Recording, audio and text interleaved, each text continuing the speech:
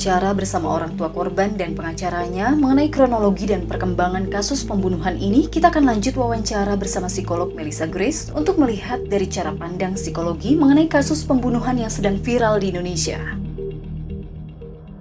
Nah, sekarang kita akan berbincang-bincang sama Melissa Grace. Hai, Kak. Sebagai seorang psikolog Ya. Kan tadi kita wawancara tuh ya, wawancara ibunya korban, wawancara bapaknya.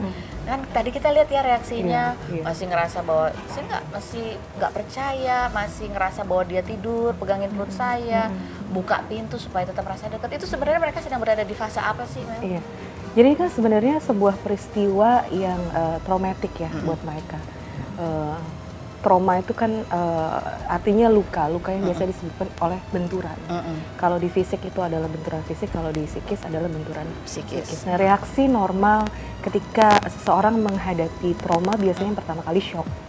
Jadi kaget. Tadi kita juga bisa melihat bahwa dari ekspresinya seringkali mereka juga masih bengong gitu ya. Dan terus kemudian karena ini posisinya adalah mereka kehilangan seorang anak bungsu dan perempuan satu-satunya. Jadi kita bisa bayangkan betapa shocknya sebesar apa begitu kesedihan. Publik banyak yang ikut berduka dan pasti orang tuanya juga, apalagi orang tuanya gitu sangat. Nah, selanjutnya kalau kita bicara mengenai kasusnya sendiri, ini kan banyak membuat orang tuh sampai anak umur 15 tahun, which is ada beberapa banyak kasus berita-berita yang kita dengar ya di luar kriminal gitu tuh pelakunya ada juga yang dilakukan oleh anak di bawah umur yang membuat kita bertanya-tanya, ini ada apa sih gitu loh.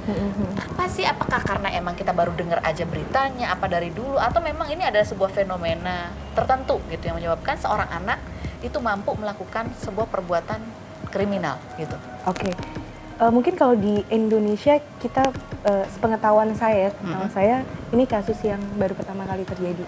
Jadi dilakukan oleh anak-anak? Dilakukan oleh anak-anak, tetapi kalau di luar negeri sebenarnya sudah cukup banyak kasusnya.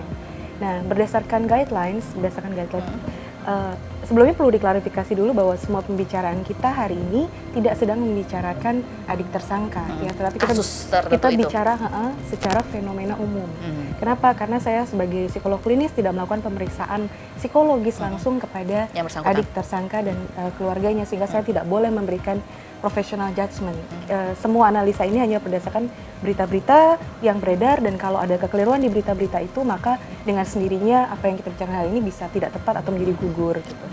Nah, tadi kasus-kasus di luar ya, itu udah banyak banget kasusnya. Anak-anak melakukan anak-anak ya, umur 10 tahun, 14 tahun gitu.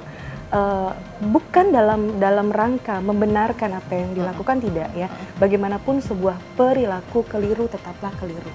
Tapi kalau kita coba memahami ya, karena bisa dibedakan di sini antara memahami dan menerima atau membenarkan. Ya. Kita coba memahami kan gini, setiap perilaku itu pasti selalu ada dinamika kompleks yang menjadi latar belakang. Apa yang membuat seseorang melakukan apa yang dilakukannya, ya. Ada faktor individu dan ada faktor lingkungan.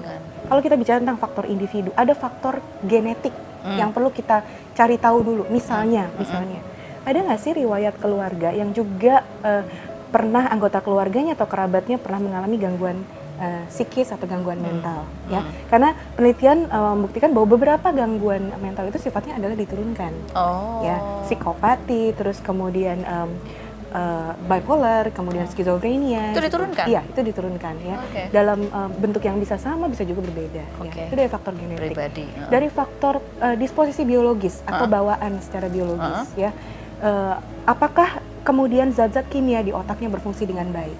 Karena berdasarkan penelitian juga ada beberapa zat-zat kimia yang bisa memicu bukan hanya perubahan mood, tetapi juga tingkat agresivitas. Misalnya orang kalau serotoninnya tinggi, itu bisa memicu dia untuk melakukan violence, gitu ya. Terus kemudian ada faktor lingkungan. Bagaimana hubungan dia dengan significant others, orang-orang di sekitarnya. Seperti misalnya orang tua. Betul, teman, guru dan sebagainya. Pola asuh. Kemudian bagaimana dia stimulasi terhadap lingkungan, atau tayangan apa yang biasa dia lihat gitu. Kemudian bagaimana dia belajar atau diajarkan untuk coping terhadap stres. Nah, hal-hal seperti itu yang intinya gini, kalau tadi faktor individu kita bilang bahasa gampangnya bakat lah ya.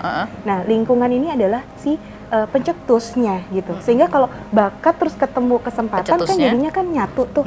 Tapi kalau bakat tapi lingkungannya suportif, Kondusif. komprehensif, positif kan pastinya ini juga nggak nggak muncul. muncul.